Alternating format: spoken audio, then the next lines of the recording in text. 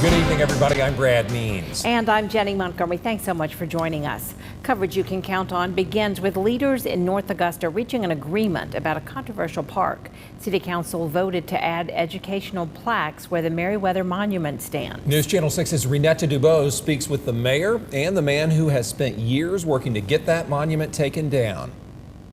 The top of the hill in downtown North Augusta will soon change. The Meriwether Monument, which was erected for the young hero of the Hamburg riot, will soon have educational plaques that tell another story. We passed it unanimously, which we needed to.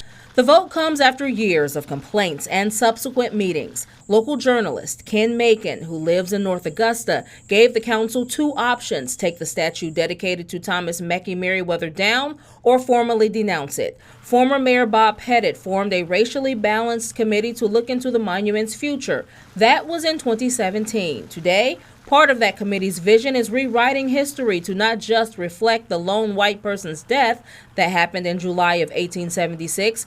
3 interpretive historical panels outfitted with QR codes will tell the story of how free blacks living in Hamburg, South Carolina were not only killed as well, but executed. This Hamburg massacre really is what basically impacted Reconstruction. Following the massacre and Reconstruction, the United States entered the Jim Crow era, where several Anglo-Saxon monuments went up.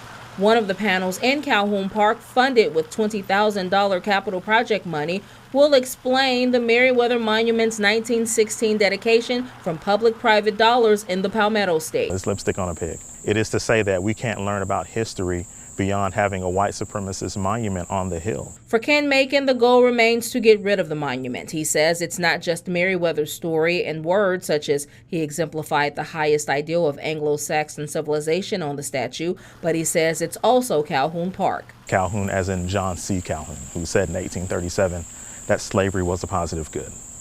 And you go a little further down into downtown, and you'll pass the Wade Hampton Veterans Park. Wade Hampton, of course, is the governor who was a part of the Redeemers. The Redeemers, they called themselves that because they believed that white supremacy was something that God led them to do.